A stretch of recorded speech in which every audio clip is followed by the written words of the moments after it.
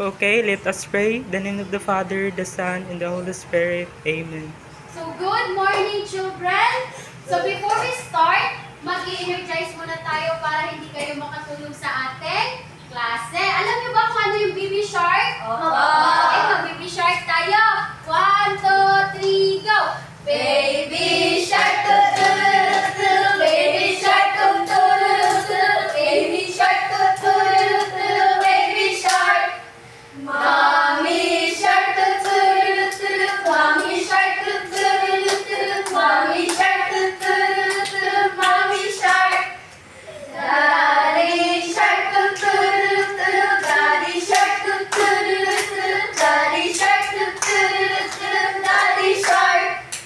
Grandma shark, tu-tu-tu-tu, grandma shark, tu-tu-tu-tu, grandma shark, tu-tu-tu-tu, grandma shark. Handa na ba kayo sa ating gagawing mga pag-aaral ngayon? Opo. Ang nakahanda ba ay nakikinig ba yan sa panahon ng ating klase? Opo. Ang nakahanda ba ay natutulog ba yan? Hindi. Okay. Ang sekretarya dito. Ako po, ma'am. Okay. Maaari mo bang ilista kung sino ang lumiban? Yes po. Tapos pagkatapos mamaya, kukunin ko pagkatapos ng ating klase. One, can you please read our classroom rules? Raise your hand before speaking. Listen to the teacher carefully. Cooperate with your classmates. Be prepared for class. Okay, thank you. Okay, who wants to answer that? What are the different ways that light interact with different materials? Ako, ma'am. Okay? Refraction, absorption, and transmit. Okay, thank you. How about how does light object? Ako, ma'am. Okay? Bouncing if hitting materials. Okay, thank you. How about how does light refract? It bends at the boundary. Okay, thank you. How about how does light absorb?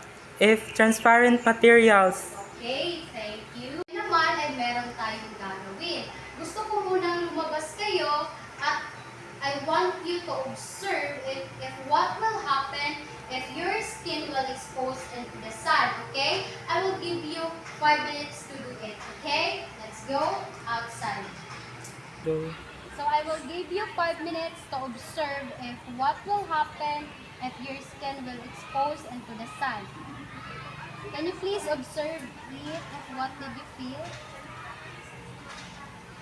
Okay, done. The time is up. Naman ay hahatiin ko kayo sa 4 na grupo.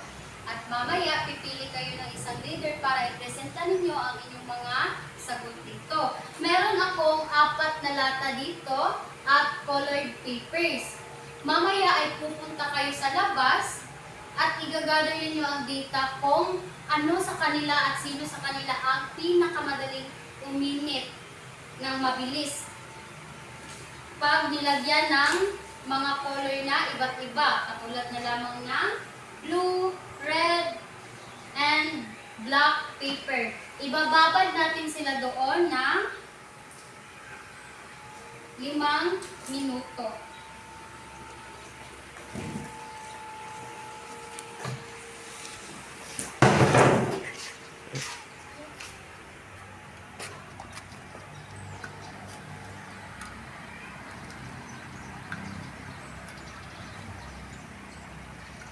Okay, mga bata, iiwan muna natin sila ng 5 minuto.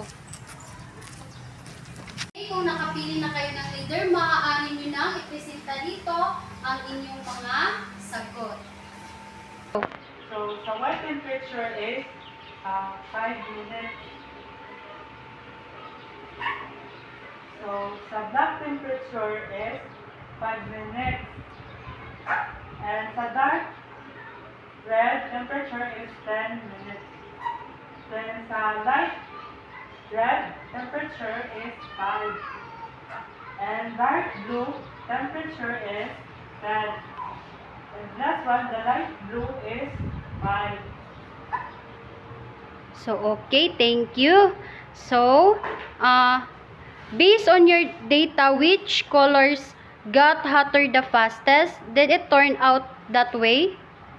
So the darkest color, dark color absorb almost all the light and turn into heat, while light colors reflect it away.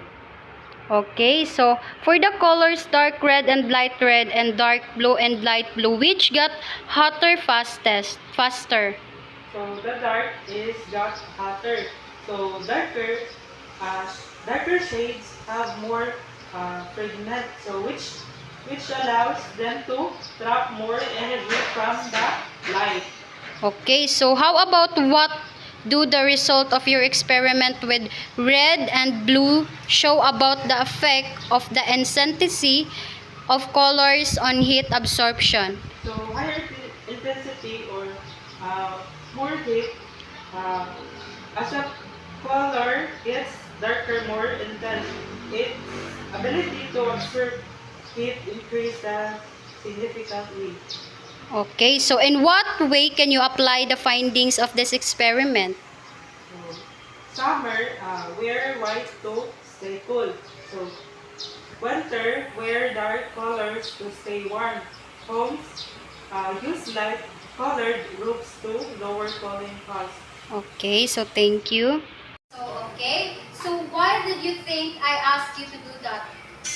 Do you think those activities related to our topic for today's? Yes. Okay, because our topic for today is all about colors and heat absorption. So anyone, can you please read our learning objectives? So, learning objectives. At the end of 1 hour, the learners should be able to explain how colors of an object relates to its ability to absorb heat. Point out that can absorb during more heat, less heat. Use the knowledge of colors, heat absorption in their daily life.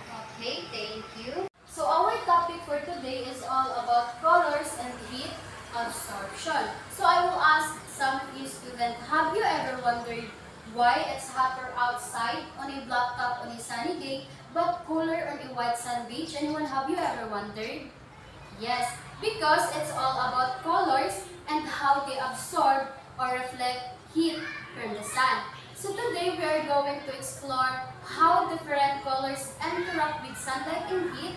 We'll discover which colors are good at keeping us cold and which one can make us feel hotter.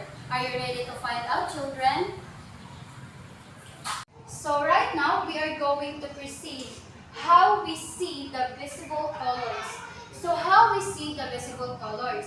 Anyone have the idea? Yes, thank you. Our eyes see colors because of light. Light from the sun or a bulb has many colors in it. Like a rainbow. So what is the color of a rainbow? Yes, it should be red. What else? Orange. What else?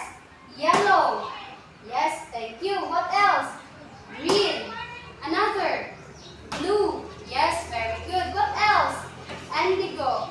And violet. So when light hits an object, some colors bounce off and go into our eyes.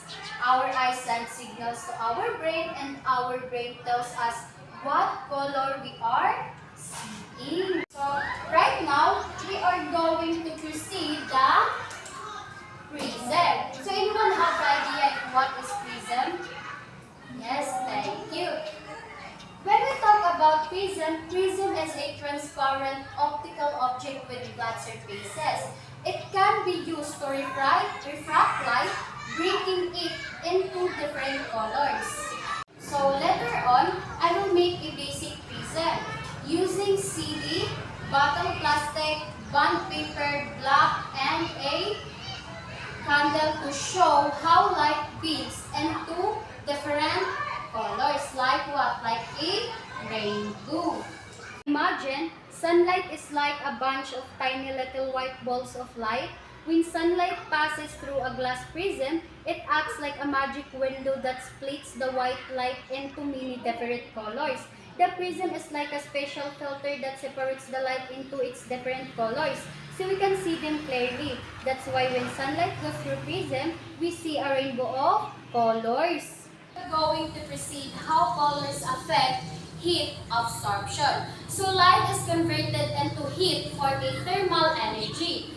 When it interacts with a certain material object, this is the reason why we feel hotter. Okay? Pariha kaganina katong ipagawas ta mo dito, and I told all of you that observe it if what will happen if your skin will exposed by the sun, okay? Because each colors of the sunlight certain amount of heat energy. Red having the lowest energy and the violet has the highest energy. So imagine the sun is like a big light that gives off heat. When sunlight hits that something, can either soak up the heat or let it go. So I will ask you, Antoniano, what did you see this? Yes, thank you.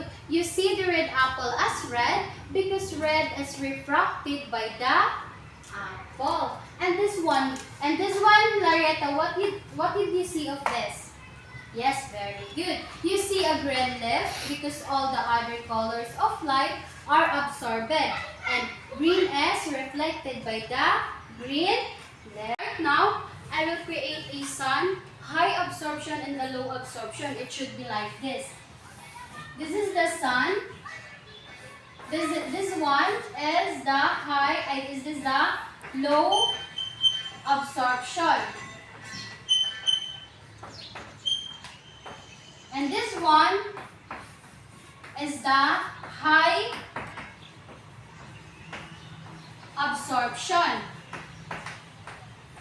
This is the sun, high absorption, and the low absorption. So colors that absorb a lot of heat is dark colors like black, dark blue, dark brown absorb most of the sunlight. So if you wear a black t-shirt on a sunny day, what did you feel? Yes, you feel hotter because it absorbed more heat. And we are going to proceed the low absorption. Colors that absorb less heat is light colors like white, yellow, and light green most of the sunlight. So if you wear a white clothes on a sunny day, you feel hotter because they reflect the heat away. So okay, nasabtan na ba ninyo ang atuang topic karon sa explanation?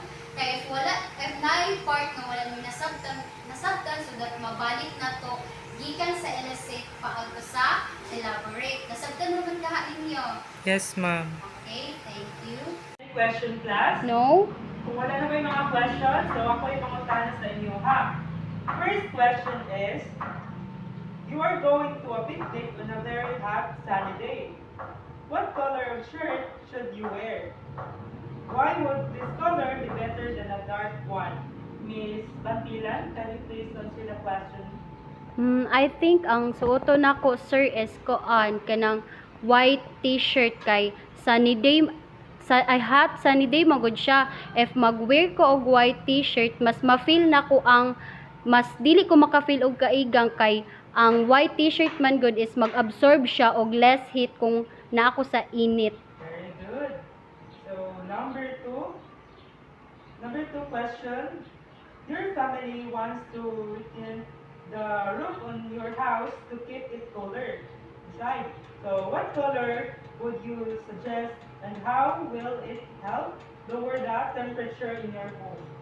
I think is white color sir to para dili dali mo absorb ang house og kainit kaayo kay mas less man mo absorb ang white og kanang init. Yes, very good. So number 3, so you live in a black plastic bag and a white plastic bag outside on the ground on a sunny day. After 1 hour, which one would feel hotter when you touch it? Explain why this happened. I think is black colors kay mag-absorb man siya og more heat. Very good. So any question, class? No? So if you don't have a question, so let's have our quiz. So quiz. So prepare 1 for 2 sheets of paper. So number 1. So number Question 1. Which color would absorb the most heat? A. White. B. Black. C. Yellow. D. Pink. Number 2. Which color would reflect the most sunlight? A. Brown. B. Blue. C. White. D. Green. Number 3.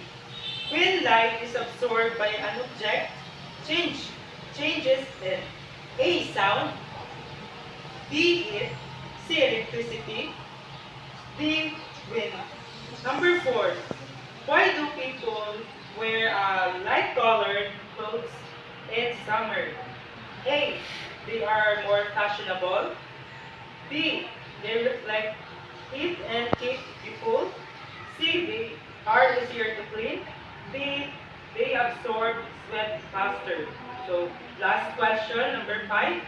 On a sunny day, which car would be closed inside? A. Black. B. Red. C. Silver. D. Dark blue. Who got a perfect score? Congratulations! Kay din mo nakasabot sa mong lesson. So, and for your assignment is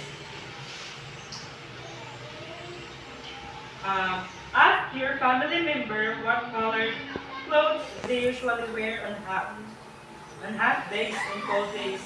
Write down their answer, then explain that to them using what you learned, why some colors are better choices than others. So record their reactions in their space below.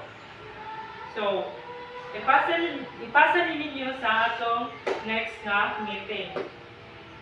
So,